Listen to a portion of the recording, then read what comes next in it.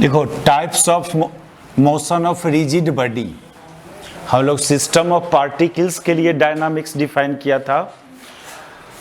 अब है types of motion. अच्छा, उसमें एक बात और समझ लो, वो उस कंसेप्ट में ये जो रिजल्ट आया था, कोई सिस्टम का rate of change of angular momentum is equal to resultant external torque ना, ये आया था।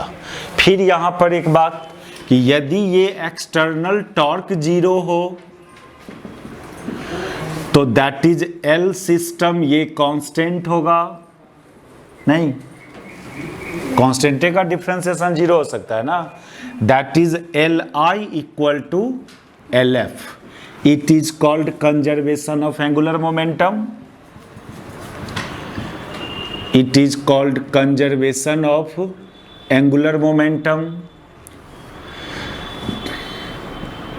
और बहुत सारा न्यूमेरिकल करना है इस पर हम लोग को, एंगुलर मोमेंटम कंजर्वेशन पर, लेकिन वो रिजिड बॉडी के लिए, सिस्टम ऑफ पार्टिकल के लिए नहीं करना है। डिफाइन कर रहे हैं हम लोग सिस्टम ऑफ पार्टिकल के लिए, लेकिन ये अप्लाई करना है फॉर रिजिड बॉडी के लिए न्यूमेरिकल्स में, क्योंकि रिजिड बॉडी इज ऑल्सो क्या, सिस्टम ऑफ पार्टिकल्स। और एक बात जो ध्यान पर रखने की बात बोला था कि ये रिलेशंस वैलिड है for inertial reference frame.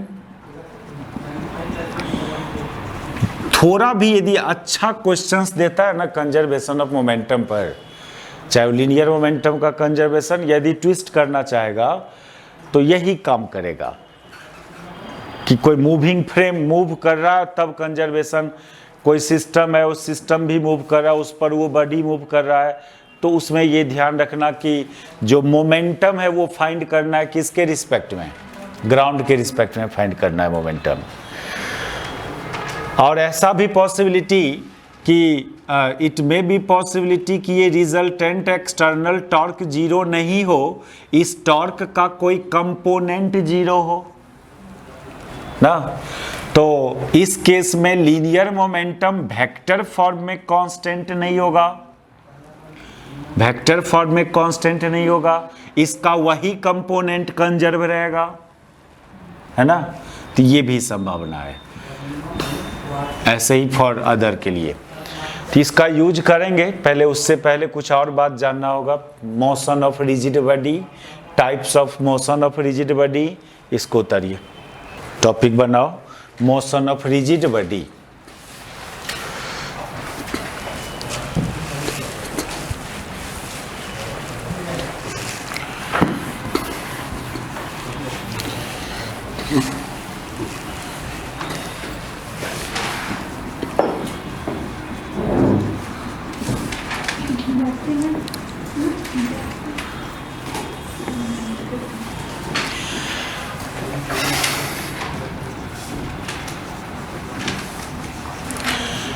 It is also system of particles.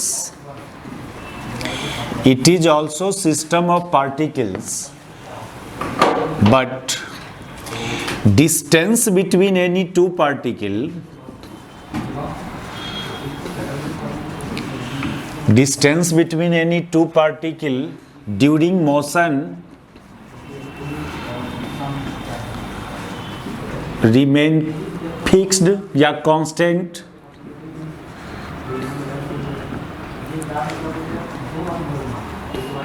जब रिजिड बॉडी मोशन कर, रिजिड बॉडी भी सिस्टम ऑफ पार्टिकल्स ही है, लेकिन कैसा, जब बॉडी मोशन में होगा तो कोई भी दो पार्टिकल के बीच का डिस्टेंस ऑलवेज सेम रहेगा, वो चेंज नहीं। अब लिक्विड है तो लिक्विड में मोलिक्यूल्स का सेपरेशन चेंज होते रहता है, गैस में। रिजिड बॉडी में ड्यूरिंग मोशन मोलिक्यूल का सेपरेशन ऑलवेज कांस्टेंट। और इसमें हम लोग मेनली तीन टाइप का मोशन डिफाइन करते हैं। There are three types of motion.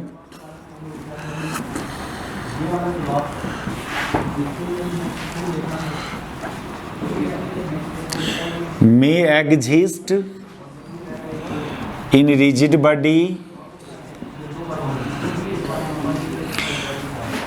तो सबसे पहला pure translational motion, pure translational motion कैसे समझोगे कि बॉडी आपका प्योर ट्रांसलेशनल मोशन में है? कैसे डिफाइन करेंगे कि बॉडी का, ये तो समझ रहे हैं देख के कि हाँ चलो ये कोई बॉडी है तो ये ऐसे चला, ऐसे तो ये प्योर ट्रांसलेशनल हुआ। तो इसमें क्या क्या होता है एक्चुअली, मैथमेटिकली कैसे डिफाइन करें प्योर ट्रांसलेशनल मोशन को? कौन सी जीरो? विजुअली तो समझ रहे हो कि हाँ ऐसे चलेगा तो समझेंगे प्योर ट्रांसलेशनल मोशन है। ऐसा है, मान लीजिए ये प्लेट टाइप का हम बॉडी लें और ये बॉडी जब प्योर ट्रांसलेशनल मोशन में होगा तो बॉडी का कोई भी पॉइंट की बात या कोई पार्टिकल इसमें कंसीडर करो, इवन इफ उसका सेंटर ऑफ मास ही क्यों ना हो, वो सब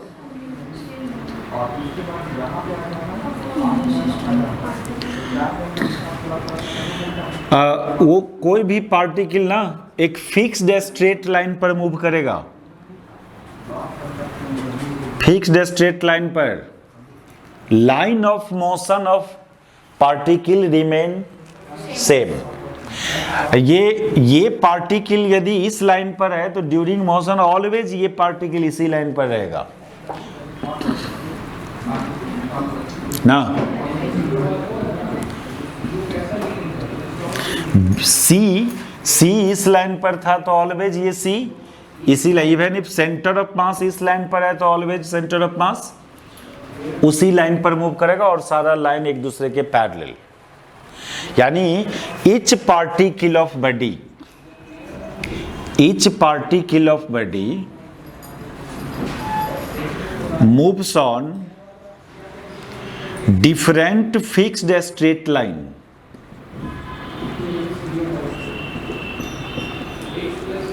which are parallel to each other।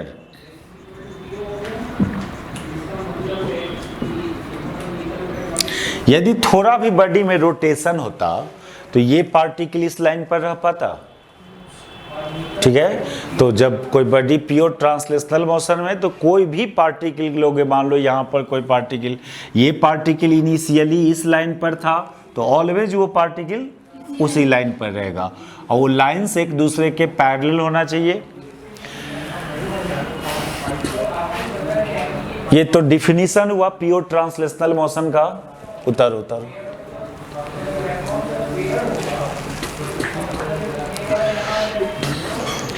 और result of pure translational motion, effect of pure translational motion.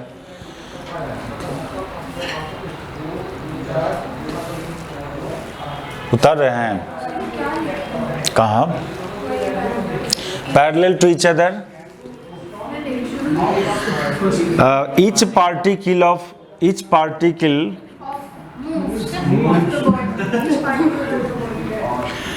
moves different each particle of body, ऐसे लिखना था, moves on different fixed straight line।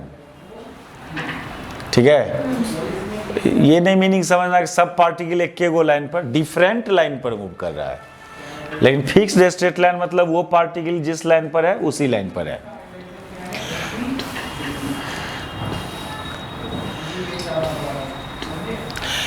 और एज ए रिजल्ट ऑफ हो गया ये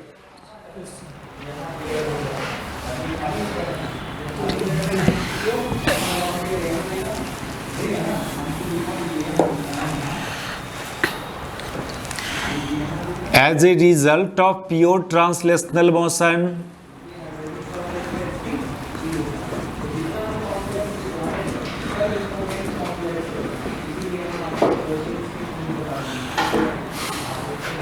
सभी particle का डिस्प्लेसमेंट सेम होगा, वेलोसिटी सेम होगा, एक्सेलरेशन सेम होगा, उतना ही डिस्प्लेसमेंट वेलोसिटी एक्सेलरेशन किसका भी, सेंटर ऑफ मास का भी, है ना। जितना ये पार्टिकल डिस्प्लेस्ड होगा उतने ही ये भी डिस्प्लेस्ड होगा, उतने ही ये भी डिस्प्लेस्ड होगा। समझे? सभी पार्टिकल का डिस्प्लेसमेंट सेम, और जब डिस्प्लेसमेंट सेम तो वेलोसिटी एक्सेलरेशन भी सेम। तो as a result of pure translational motion, displacement, velocity, acceleration will be same for each particle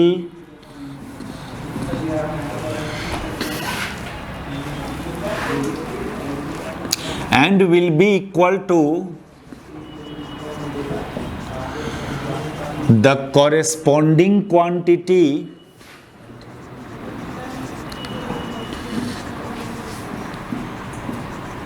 of centre of mass.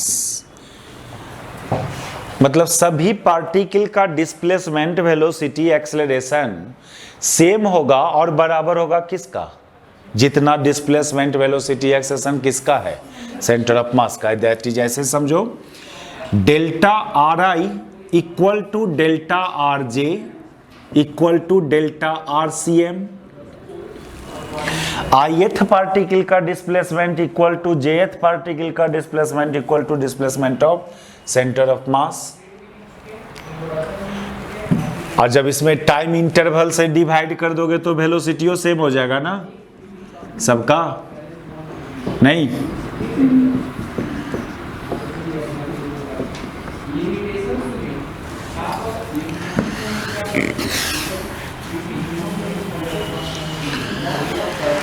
that is Vi equal to Vj equal to Vcm, Ai equal to Aj equal to Acm। और यही इतने ही kinematics नहीं, even if कोई body का, देखो finally क्या है ना कि ड्यूरिंग ट्रांसलेशनल मोशन बॉडी का कुछ भी निकालना हो, वही चीज उसके सेंटर ऑफ मास का निकाल देना। बॉडी का displacement, that is centre of mass का डिस्प्लेसमेंट। बॉडी का मोमेंटम, सेंटर ऑफ मास का मोमेंटम। बॉडी का kinetic energy, centre of mass का kinetic energy. thus during pure translational motion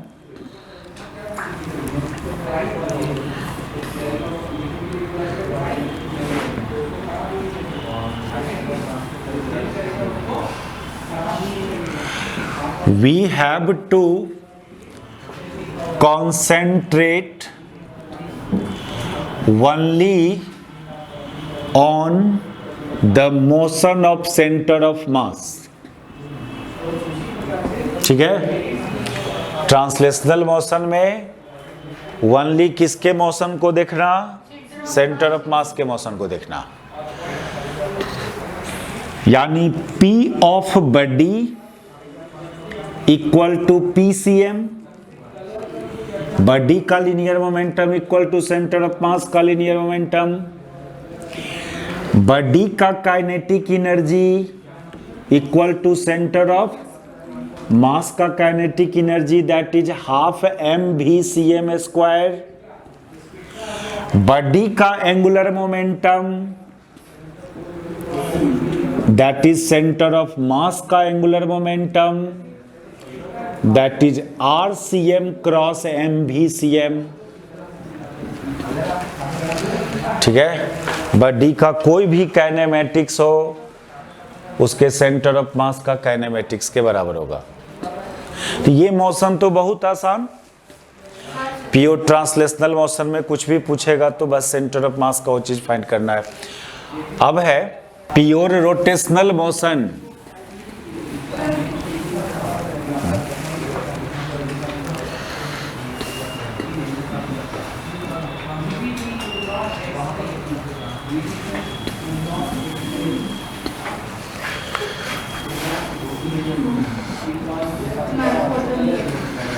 pure rotational motion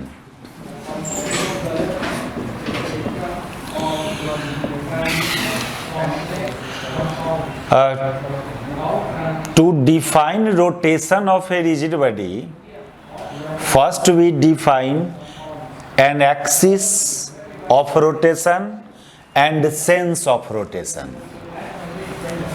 ठीक है,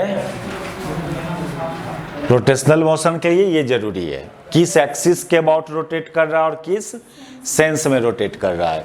यानी एक एक्सिस ऑफ रोटेशन पहले डिफाइन करना पड़ता है, और वो एक्सिस मे और may not passes in through the body. यानी ये कोई जरूरी नहीं है कि वो एक्सिस ऑफ रोटेशन पर बॉडी का कोई पार्टिकल लाई करे। मतलब सपोज करो ये एक रिजिड बॉडी है और ये एक एक्सिस है, तो यहां पर यदि इसको एक्सिस ऑफ रोटेशन मान रहे हैं आप, तो इसमें तो बॉडी का बहुत सारे पार्टिकल लाई कर रहा है ना एक्सिस पर, यानी वो एक्सिस बॉडी से पास किया। कोई जरूरी नहीं है, ये लाइन बाहर भी हो सकता है, ये एक्सिस ऑफ रोटेशन बॉडी से बाहर भी हो सकता है। इसको कहीं लिख लेना, axis of rotation, on the axis of rotation any particle of body मे और मे नॉट लाई। तो ये क्लियर हो गया कि एक्सिस ऑफ रोटेशन बॉडी से बाहर भी हो सकता है। और एक सेंस ऑफ रोटेशन, किस सेंस में रोटेट कर रहा है बॉडी। तो प्योर रोटेशनल मोशन का डिफिनीशन ये है कि during pure rotational motion each particle of body moves on circular path. Each particle of body moves on circular path, and a center of all circle lies on the common axis of rotation, and each circle will be, a plane of each circle will be parallel. अब ये circle यदि ऐसे है तो ऊपर वाला भी circle ऐसे ही होगा, दोनों सर्कल का प्लेन पैरेलल होगा, सबका सेंटर एक होगा, रेडियस डिफरेंट हो सकता है। ठीक है, तो पहला इंट्रोडक्शन रोटेशनल मोशन का कि during pure rotational motion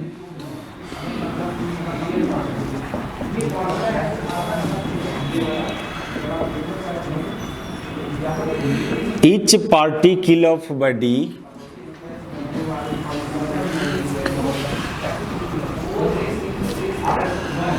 moves on different circle.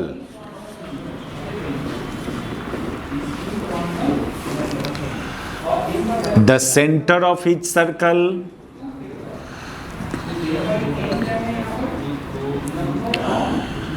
lies on the common axis of rotation,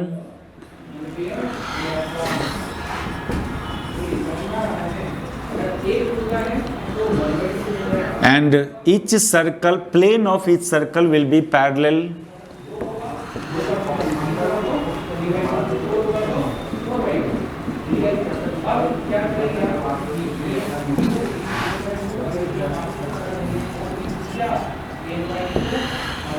radius of different circle में और मे नॉट बी डिफरेंट। कुछ सर्कल का रेडियस सेम होगा, कुछ का डिफरेंट होगा, नहीं।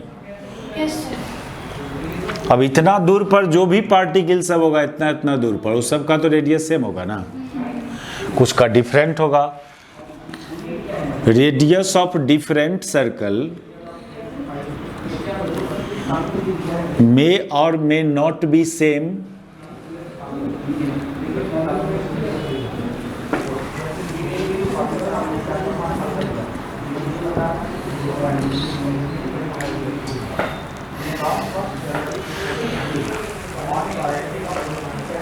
अच्छा, और सभी पार्टिकल का angular displacement in A given time interval will be same. और जब एंगुलर डिस्प्लेसमेंट सेम हुआ सभी पार्टिकल का, तो एंगुलर वेलोसिटी भी सेम, एंगुलर एक्सेलरेशन भी सेम। एंड कितना के बराबर? जितना एंगुलर डिस्प्लेसमेंट बॉडी का हुआ हो, जितना एंगुलर वेलोसिटी बॉडी का, जितना एंगुलर एक्सेलरेशन बॉडी का, है ना। Angular displacement, velocity and acceleration of each particle will be same and will be equal to किसका? The corresponding quantity of body. Body जितना एंगल से रोटेट करेगा उसका हर पार्टिकल भी उतने ही एंगल से रोटेट करेगा। बॉडी का जो एंगुलर वेलोसिटी होगा वो हर पार्टिकल का होगा। Also angular displacement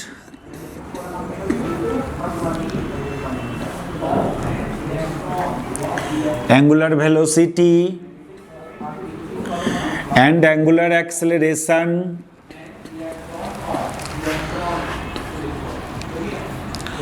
of each particle will be same and will be equal to corresponding quantity of body.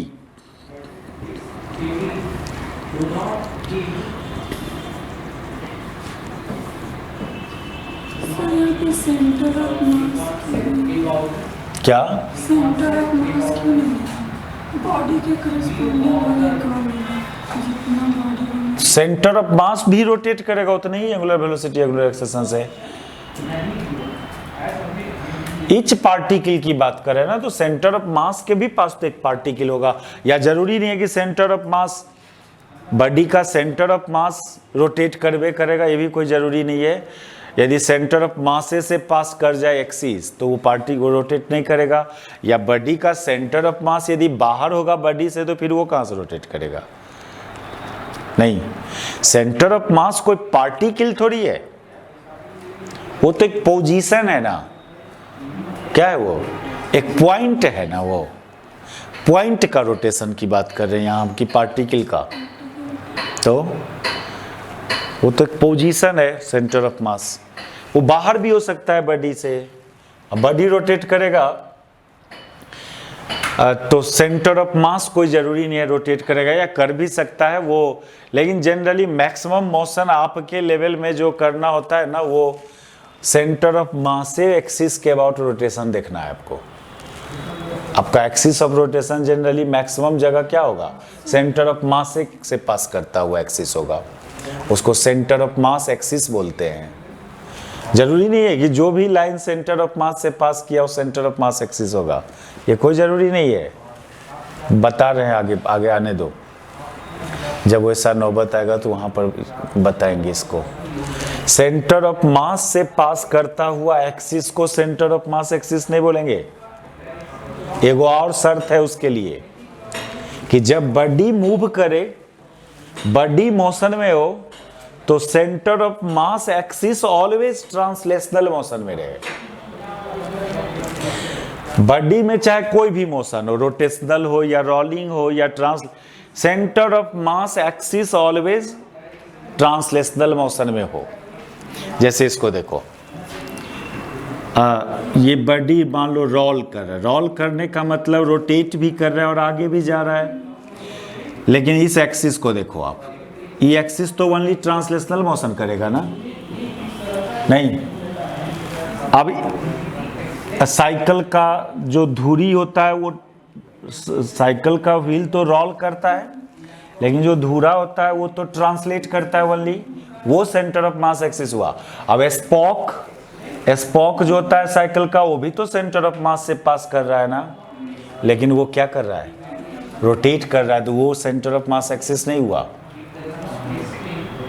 Centre of mass axis ठीक है, सेंटर ऑफ मास से पास करे, और during any type of motion of body centre of mass axis has only कौन motion? Translational motion. तो during ये angular displacement of each particle delta theta I equal to delta theta j equal to delta theta body। सभी particle का angular displacement same और body के angular displacement के बराबर।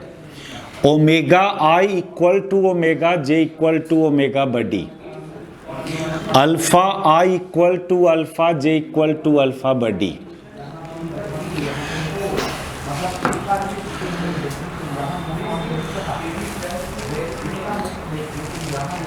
लेकिन सर्कुलर मोशन में पार्टिकल सब, तो सर्कुलर मोशन में एक टेंजेंशियल वेलोसिटी और एक्सेलरेशन भी डिफाइन करते हैं हम लोग, वो डिफरेंट पार्टिकल का डिफरेंट होगा।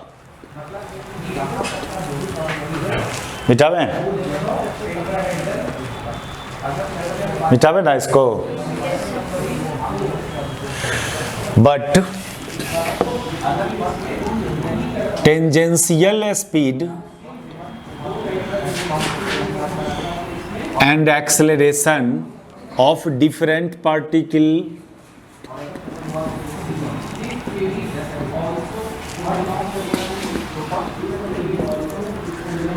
Will be different.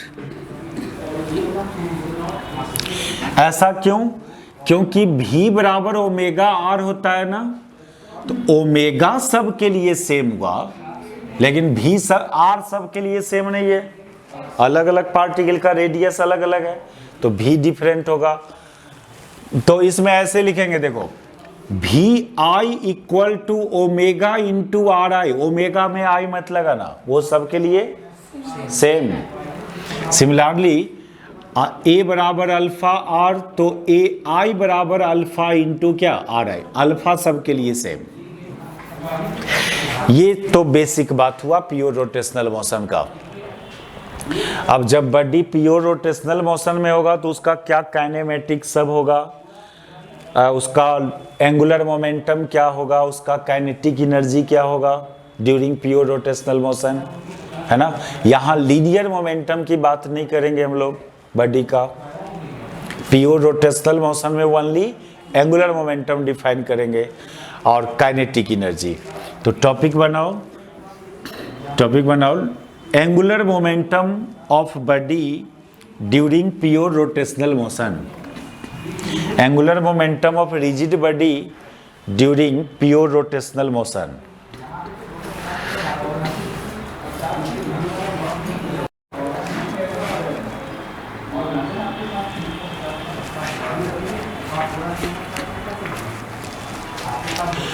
देखिए, चूंकि रिजिड बॉडी भी तो सिस्टम ऑफ पार्टिकल्स ही है, और सिस्टम ऑफ पार्टिकल्स का जो एंगुलर मोमेंटम हम लोग डिफाइन किया था तो बोला था सभी पार्टिकल का एंगुलर मोमेंटम का वेक्टर सम, नहीं L1 प्लस L2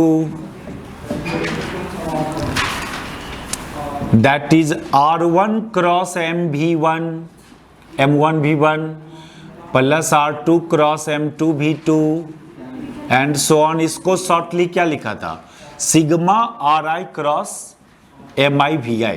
ये सिस्टम ऑफ पार्टिकल के लिए, रिजिड बॉडी भी सिस्टम ऑफ पार्टिकल ही है।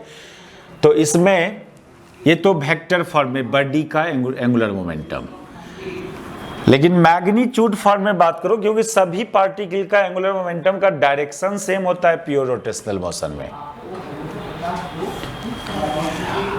सब पार्टिकल सर्कुलर पाथ पर ट्रेवल कर रहा है ना, तो पोजीशन वेक्टर इधर RI, ये MI, ये VI, तो RI क्रॉस VI का डायरेक्शन यहां पर एक्सिस की तरफ, किधर ऐसे रोटेट कर रहा है तो एक्सिस की तरफ जाएगा R क्रॉस MV सभी पार्टिकल का।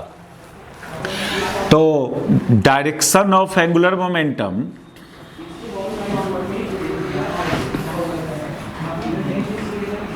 of each particle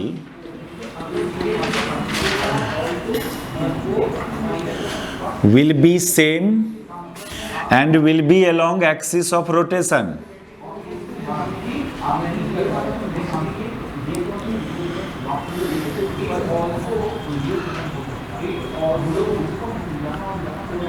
अब एक्सिस ऑफ रोटेशन में उधर हो या इधर हो तो डिपेंड करता है सेंस ऑफ रोटेशन पर, है ना। इस सेंस में रोटेट करेगा तो इधर जाएगा एंगुलर मोमेंटम, इस सेंस में रोटेट करेगा तो सभी पार्टिकल का एंगुलर मोमेंटम नीचे जाएगा। तो नेट एंगुलर मोमेंटम के लिए मैग्नीट्यूड फॉर्म में भी बात कर सकते हो आप, क्या, जब सभी का डायरेक्शन सेम है तो इस केस में मैग्नीट्यूड यदि निकालो आप एंगुलर मोमेंटम का, तो सिग्मा इसका मैग्नीट्यूड करोगे तो क्या होगा, ये VI into RI into sine 90 ना, R और V के बीच का एंगल कितना 90, नहीं कोई एक ith पार्टिकल को इमेजिन किया हम लोग, वो तो सर्कुलर मोशन में है ना, that is a sigma MI VI RI। और VI बराबर होता है ओमेगा इंटू कितना RI, ओमेगा में I मत लगाना कि वो सब के लिए सेम है। तो ये सब्स्टिट्यूशन करोगे तो ये M I into omega R I into R I, that is sigma M I R I square ना इंटू ओमेगा। और ओमेगा तो सबके लिए सेम है, तो उसको सिग्मा से बाहर रखना। जो क्वांटिटी सबके लिए सेम उसको सिग्मा से बाहर रखो।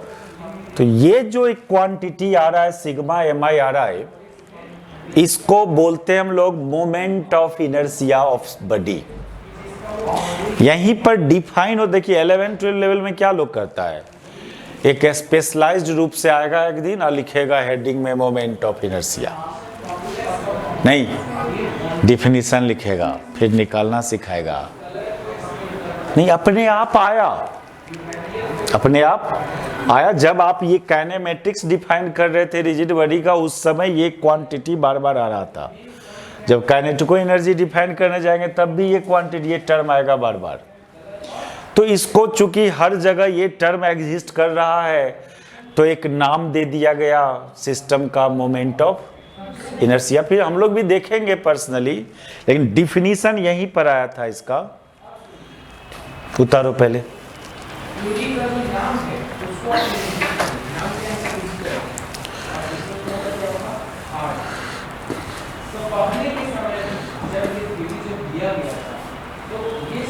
अब डॉट प्रोडक्ट पर्सनली थोड़ी डिफाइन हुआ था, क्रॉस प्रोडक्ट नहीं, बार बार ए बी कॉस थीटा आ रहा था किसी चीज, कोई फिजिकल सिचुएशन को डिस्कस करने में, तो लोग उसको एक नया नोटेशन डाल दिया, ए डॉट बी, समझे, एक न्यू टाइप से रिप्रेजेंटेशन कर दिया उसको। जहां ए बी साइन थीटा रहा था उसको ए क्रॉस बी से रिप्रेजेंट कर दिया। Here sigma M I R I square is represented by I and called moment of inertia of body.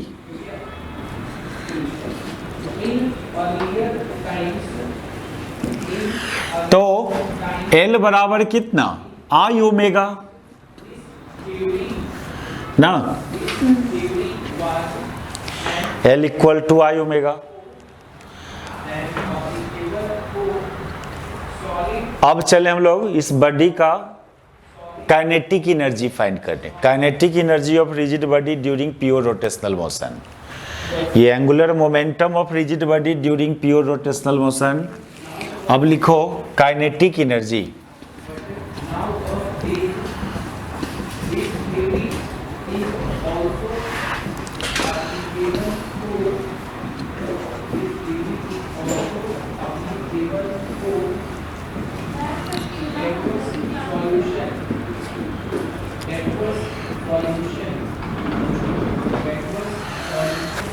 Kinetic energy एक एडिटिव क्वांटिटी है, एंगुलर मोमेंटम भी additive quantity. और एडिटिव क्वांटिटी मतलब total के लिए सब पार्टिकल का निकाल के ऐड कर लेना, है ना। मोमेंटम में भी वही किया ना, टोटल के लिए सब पार्टिकल का मोमेंटम को ऐड किया। भाई ये वेक्टर क्वांटिटी है तो वेक्टोरियली ऐड करो, स्केलर क्वांटिटी है तो अलजेब्रिकली ऐड करो। तो बॉडी का काइनेटिक एनर्जी चाहिए तो हर पार्टिकल का काइनेटिक एनर्जी को अलजेब्रिक एडिशन करोगे, नहीं। K body is equal to K1 plus K2 plus plus that is half M1 V1 square half M2 V2 square that is sigma half MI VI square. अब VI की जगह omega into R आई,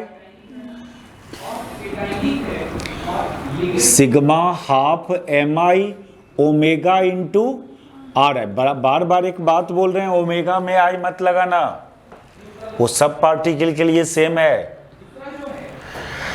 यानी ये quantity आ रहा है half sigma MI are I square into क्या, omega square. इस quantity को तो आई से डिनोट करते हो मोमेंट ऑफ इनर्शिया, नहीं। यानी K बराबर के of body, translational kinetic energy है ये ना।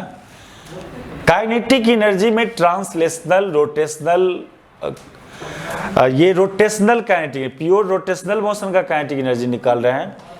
कहोगे फॉर्मूला तो आप यूज कर रहे हैं हर पार्टिकल का, ट्रांसलेशनल का आप फाइनली जो आया उसको बोल रहे हैं नहीं ये रोटेशनल, प्योर रोटेशनल मोशन का काइनेटिक एनर्जी है।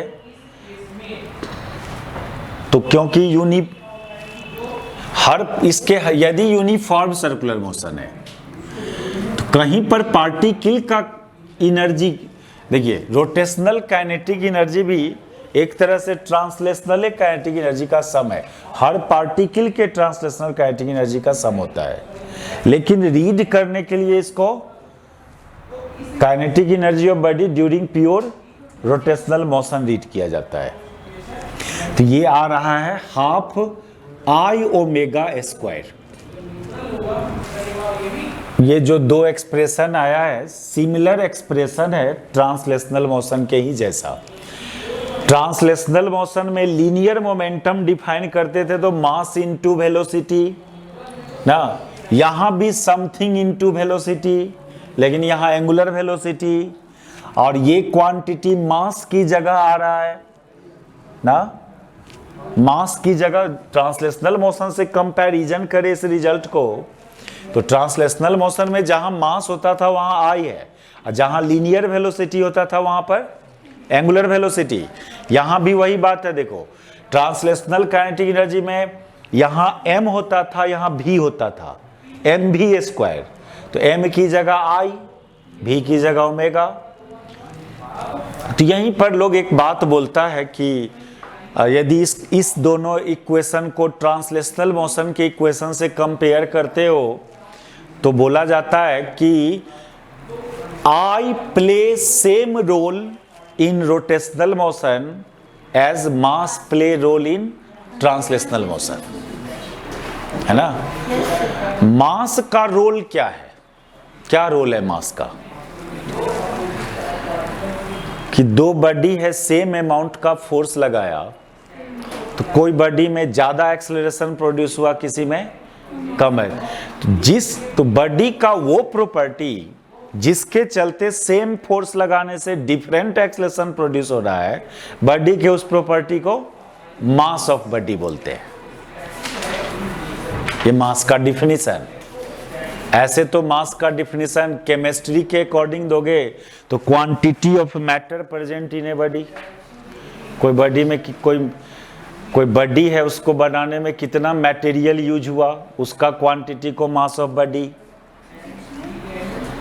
मास ऑफ बॉडी फिजिक्स में मोशन के बेसिस पर देते हैं हम लोग कि it is that property of a body due to which body acquire different acceleration on applying same amount of force, है ना।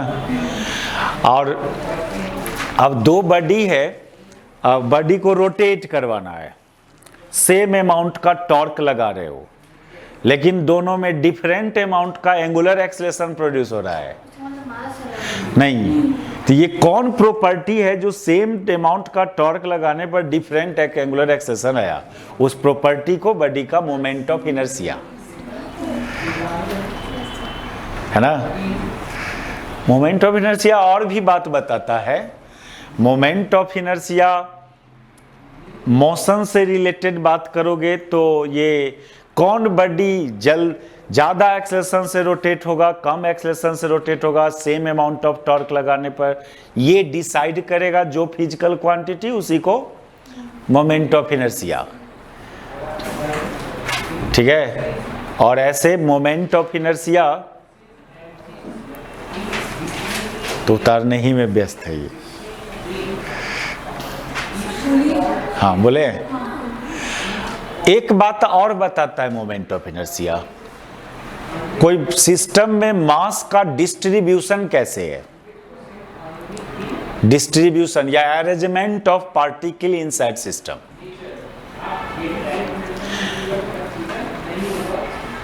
चार पार्टिकल है, मान लो एगो एक्सिस है, चारों पार्टिकल एक साइड है, एक ही साइड, तो कुछ मोमेंट ऑफ इनर्शिया जो होगा, यदि दुगो को इधर कर दे, दुगो को इधर कर दे, तो मोमेंट ऑफ इनर्शिया चेंज कर जाता है। तो सेम एक्सिस है, सेम पार्टिकल है, उसका डिस्ट्रीब्यूशन चेंज करते हो तो मोमेंट ऑफ इनर्शिया चेंज कर जाता है। तो moment of inertia is also the measure of configuration of system. System के अंदर पार्टिकल का क्या कॉन्फ़िगरेशन है, कैसे अरेंज किया गया है, ठीक है। और मोशन से रिलेटेड तो बोल ही रहे हैं कि देखिए मास की जगह मोमेंट ऑफ इनर्शिया आ रहा है। थोड़ा यहाँ पर लिख लेना, ये बात ठीक रहेगा कि here we observe that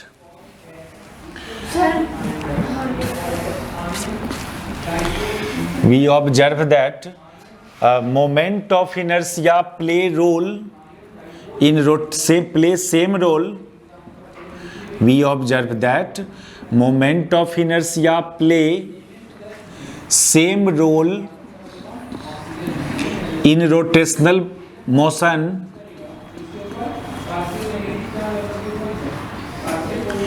as the mass play role in translational motion.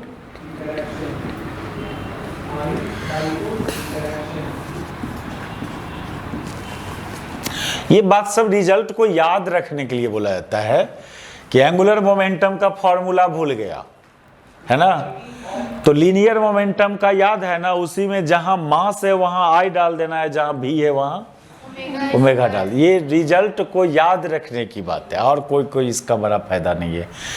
अच्छा, ये तो ये था प्योर रोटेशनल मोशन का काइनेमेटिक्स। क्या काइनेमेटिक्स? आप एंगुलर मोमेंटम डिफाइन किया एंड एनर्जी, ये क्या है? मोशन का काइनेमेटिक्स ना बोलते हैं इसको।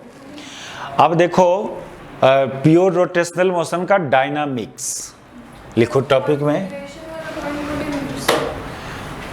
Moment of inertia also represent the configuration of या distribution of particles of system about an axis. Moment of inertia also represent distribution of particles of system about an axis। कि सबका सब particle एक ही side है तो कुछ और होगा mi, कुछ इधर है कुछ इधर है तो mi कुछ और होगा। इस बात को भी डिनोट करता है। लिखो टॉपिक में dynamics of pure rotational motion of rigid body.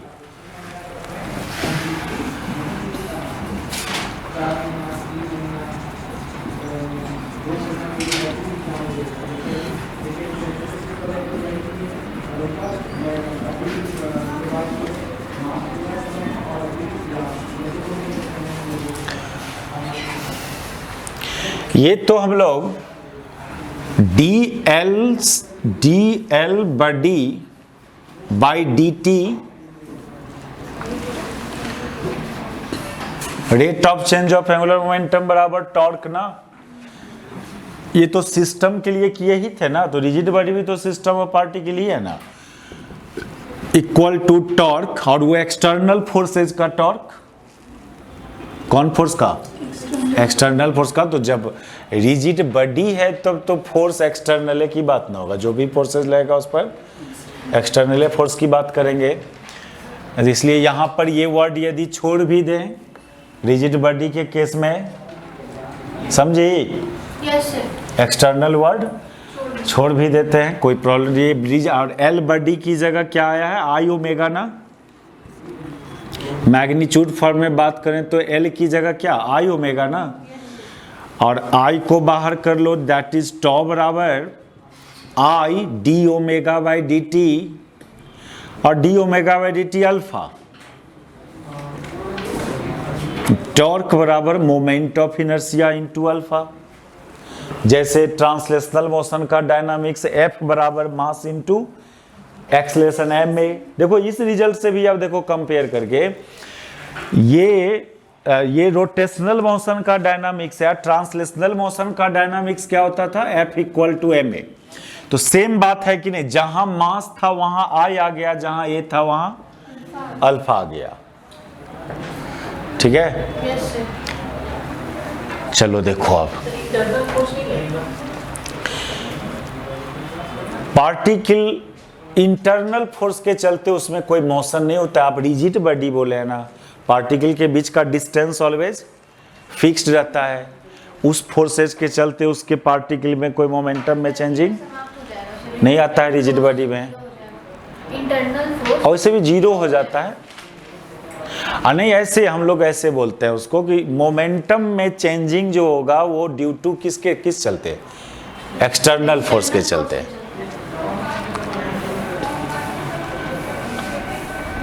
Force तो लग ही रहा होगा पार्टिकल पर, वो कैंसल आउट हो जाता है फोर्सेस, उसका कंट्रीब्यूशन मोमेंटम में नहीं होता उस फोर्स का।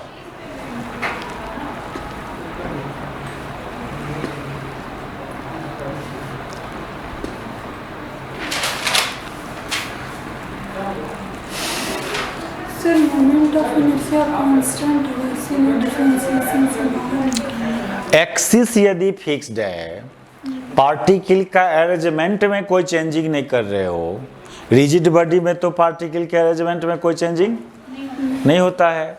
एक्सिस फिक्स्ड है तो फिर मोमेंट ऑफ इनर्शिया चेंज नहीं करेगा।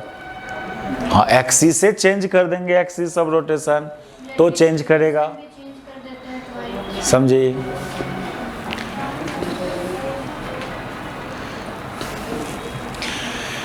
चलें दूसरा लिखो, combined translational and rotational motion. दोनों मोशन एक साथ एग्जिस्ट करवा रहे हैं बॉडी में, ट्रांसलेशनल भी और रोटेशनल मोशन भी एक साथ डाल रहे हैं। तो इसमें जो काइनेमेटिक्स सब डिफाइन होता है बॉडी का, दोनों मोशन का अपना अपना काइनेमेटिक्स का सम है ना, क्योंकि ये प्रिंसिपल ऑफ सुपरपोजिशन को फॉलो करता है, चाहे एनर्जी हो या मोमेंटम हो, सब प्रिंसिपल ऑफ सुपरपोजिशन। अब टोटल एनर्जी की बात करोगे तो जिस जिस रूप में एनर्जी है सबको ऐड करेंगे, अलजेब्रिक एडिशन। ट्रांसलेट कर रहा है उसके चलते काइनेटिक एनर्जी होगा, रोटेट कर रहा है उसके भी चलते एक काइनेटिक एनर्जी होगा, दोनों का सम करेंगे तो उस पूरे बॉडी का काइनेटिक एनर्जी कहलाएगा during combined translational rotational motion. Translational motion का angular momentum and rotational motion का एंगुलर मोमेंटम का को सम करो तो कंबाइंड ट्रांसलेशनल मोशन का एंगुलर मोमेंटम देगा वो।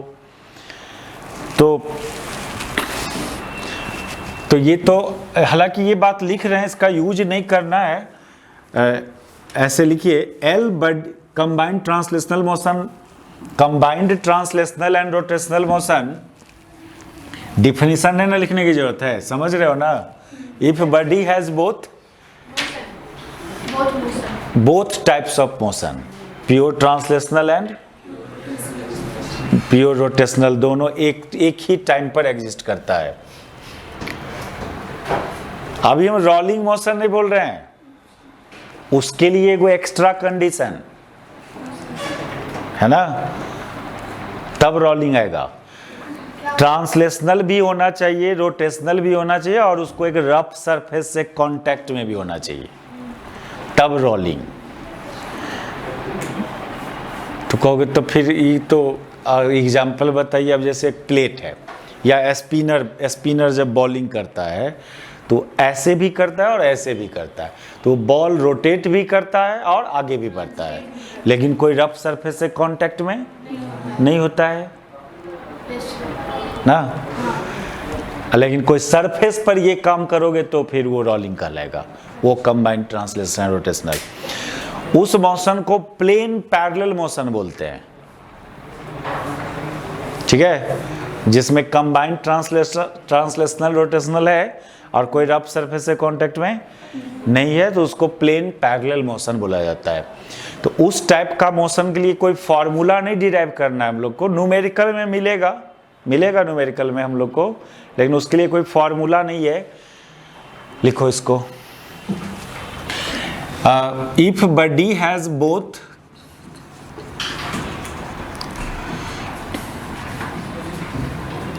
has both type of motion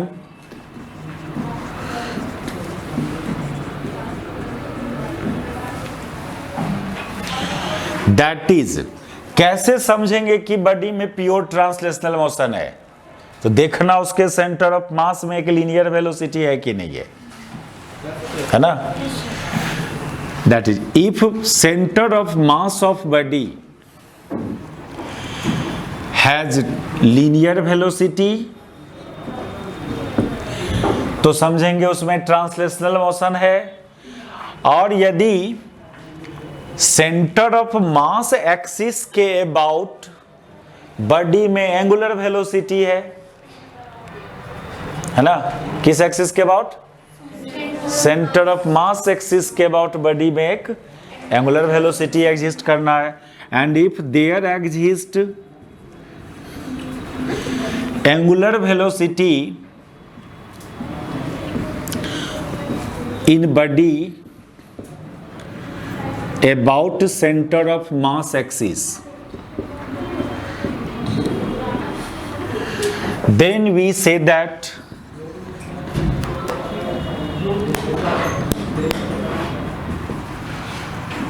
body has both type of motion.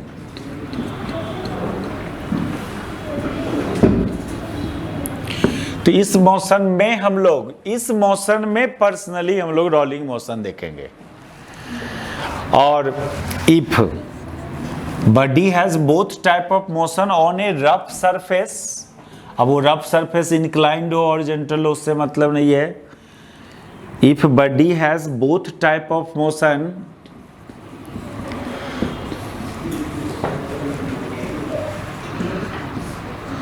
On a rough surface then motion is called rolling motion. Pure rolling मत बोलना, rolling motion only. Then motion is called pure होता ही नहीं, pure होता है इसको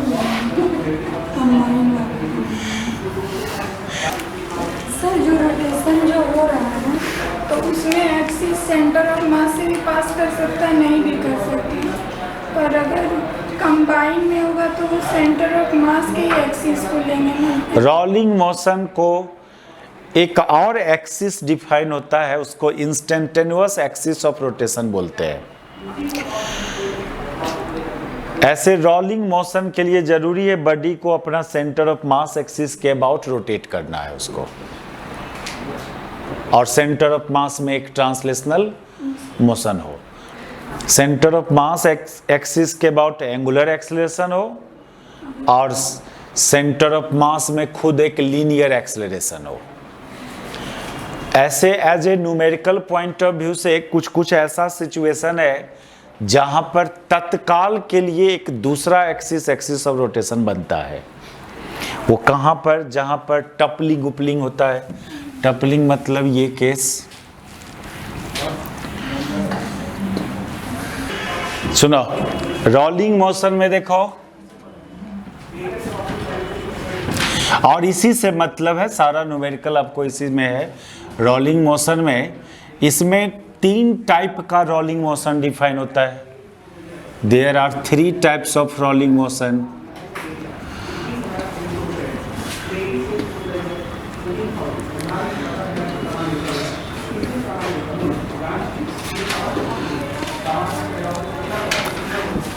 एक है पहले प्योर रोलिंग है, देखो, तब दूसरा बात करते हैं प्योर रोलिंग मोशन। ये प्योर या ये जो टाइप्स ऑफ रोलिंग मोशन है वो क्यों 3 टाइप का रोलिंग मोशन होता है, उसका काउज है ये कि मान लो ये एक बॉडी है जो इस रफ सरफेस पर रोल कर रहा है, ये रफ हॉरिजॉन्टल सरफेस पर, तो जरूरी है कि इसके सेंटर ऑफ मास में एक लीनियर वेलोसिटी होना चाहिए, और सेंटर ऑफ मास एक्सिस के अबाउट बॉडी में एक एंगुलर वेलोसिटी भी। अब वेलोसिटी के टर्म्स में बात करो या एक्सेलरेशन के टर्म्स में बात करो, ठीक है, हो सकता है एक्सेलरेशन भी हो।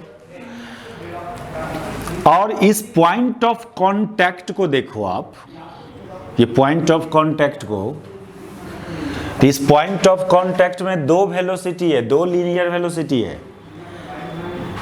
कैसे? एक तो पूरा बॉडी में एक लीनियर वेलोसिटी है, सेंटर ऑफ मास में एक लीनियर वेलोसिटी है, तो उतना हर पार्टिकल में भी होगा। ये तो प्योर ट्रांसलेशनल मोशन का प्रॉपर्टी था नहीं कि पूरा बॉडी में एक वेलोसिटी भी है तो उसके हर पार्टिकल में एक भी होगा। तो एक वेलोसिटी तो इस पार्टिकल, इस पॉइंट ऑफ कांटेक्ट में भी के बराबर जो इधर, और एक linear velocity due to rotation omega R, भी बराबर ओमेगा आर, रोटेट करने के भी चलते ना एक लीनियर वेलोसिटी अराइज करेगा। तो एक लीनियर वेलोसिटी इस पार्टिकल में इस डायरेक्शन में ना, इस डायरेक्शन में ना ओमेगा आर, ये तो हर पार्टिकल में होगा, हर पार्टिकल में होगा, लेकिन डायरेक्शन अलग अलग होगा ना। अब यहाँ वाला पार्टिकल की बात करेगी, यहाँ वाला, तो यहाँ पर v का डायरेक्शन एंड ओमेगा आर का डायरेक्शन सेम। यहाँ पर बात करोगी तो यहाँ पर v का डायरेक्शन इधर, ओमेगा आर का डायरेक्शन इधर। Yes sir. नहीं, हमको पॉइंट ऑफ कांटेक्ट वाला से मतलब है अभी। तो देयर आर टू, तो इसका रिजल्टेंट वेलोसिटी जो होगा इस पॉइंट P का, ये v माइनस ओमेगा आर या ओमेगा आर माइनस v, कुछ भी मैग्नीट्यूड फॉर्म में बात करें तो नेट वेलोसिटी, इस पॉइंट ऑफ कांटेक्ट का net velocity P point of contact,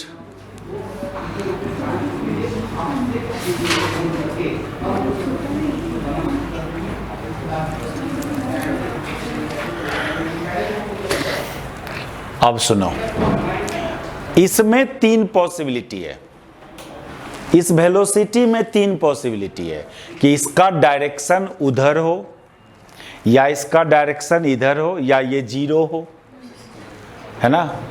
यदि ये जीरो होगा तो प्योर रोलिंग, तब उस केस में v बराबर ओमेगा आर, है ना। प्योर रोलिंग के लिए v बराबर क्या होना चाहिए?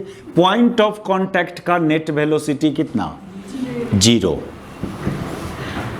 That is v equal to omega. Velocity के टर्म्स में, एक्सेलरेशन के टर्म्स में बात करोगे तो ये बराबर, इसी को डिफरेंशिएट कर दिया, तो ये हुआ condition for pure rolling motion. ठीक है, और बात करेंगे इसके बारे में, पहले टाइप्स ऑफ रोलिंग डिफाइन कर लें। अच्छा, और दूसरा केस, इसको बोलते हैं rolling with slipping.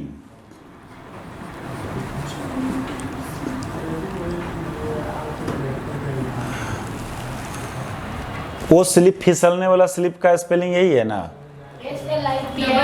SL double P, SL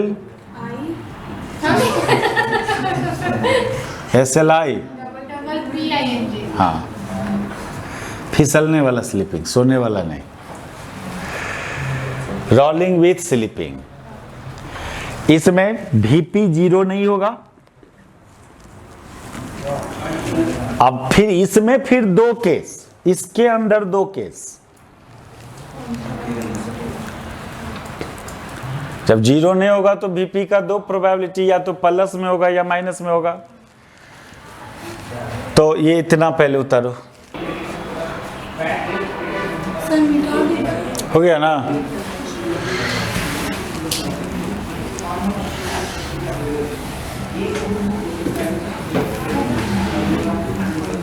सुनो, तो ये रोलिंग विथ स्लिपिंग में दो केस अराइज होता है।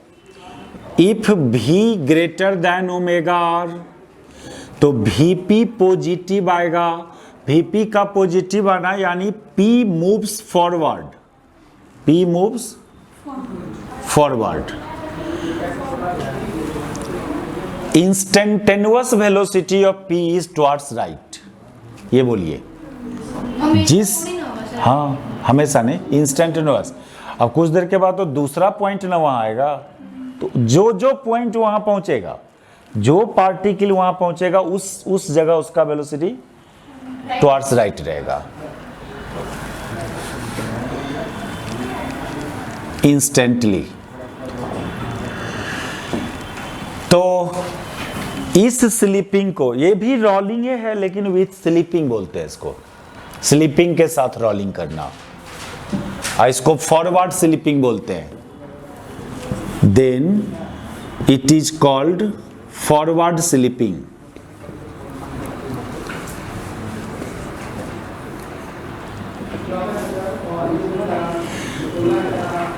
एगो केस और कर लें दो, फिर दोनों का एग्जाम्पल्स हम बताते हैं, प्योर रोलिंगों का एग्जाम्पल बताएंगे। और यदि v less than omega R तो Vp निगेटिव आएगा, यानी P मूव्स बैकवर्ड इंस्टेंटली।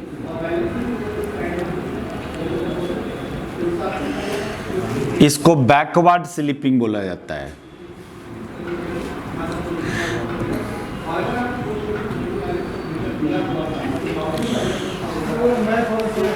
और देखो नेचर में सब एग्जाम्पल है।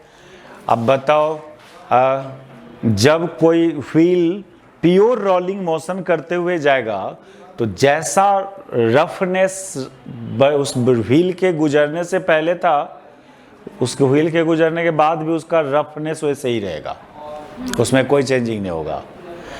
लेकिन स्लीप जैसे होता है ना, गाड़ी खूब स्पीड में जा रहा था, अचानक ब्रेक लिया, तो अचानक ब्रेक लिया तो उस समय क्या होता है, ओमेगा कम जाता है लेकिन भी वही रहता है। भी तो बाद में धीरे धीरे कमता है। जिस समय ब्रेक लेते हो उस समय ब्रेक क्या करता है, भी को कम करता है, ओमेगा को कम करता है, यानी ओमेगा आर कम हो गया भी से, तो स्लीपिंग होता है, उसको फॉरवर्ड स्लीपिंग बोलते हैं उसको। तो उसमें नेट वेलोसिटी उस पॉइंट ऑफ कांटेक्ट का आगे की तरफ होता है। ठीक है। अच्छा, बैकवर्ड स्लीपिंग में भी कम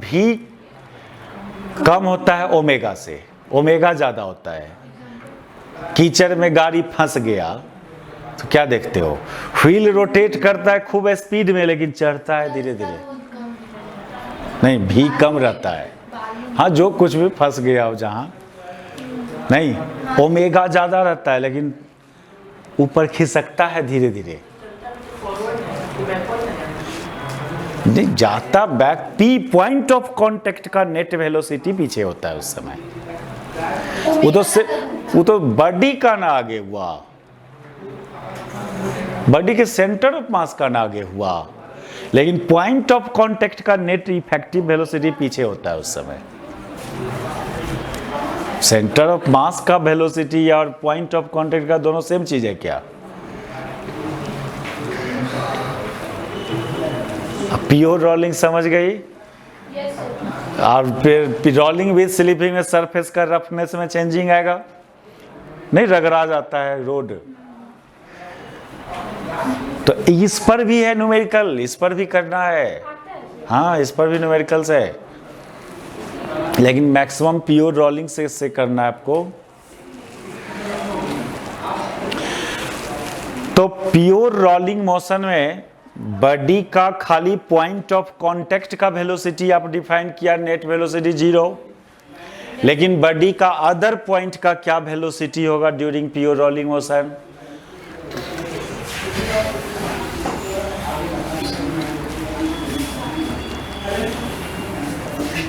यदि टॉप मोस्ट पॉइंट का वेलोसिटी की बात करें ड्यूरिंग प्योर रोलिंग मोशन,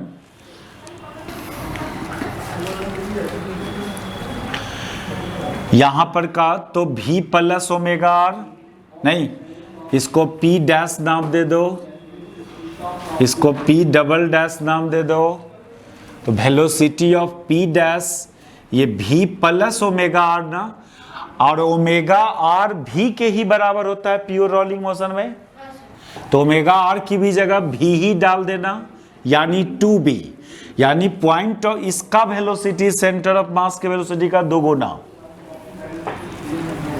यदि हम लोग मान लो एक व्हील था, उस व्हील में हम लोग बहुत सारा धागा को लपेट दिया, है ना, धागा लपेट दिया, और धागा का एक एंड को हम लोग पुल्ली है, ये बॉडी बांध दिया तो, और इसके सेंटर ऑफ मास का वेलोसिटी दे दिया v, तो बताओ इसका वेलोसिटी कितना?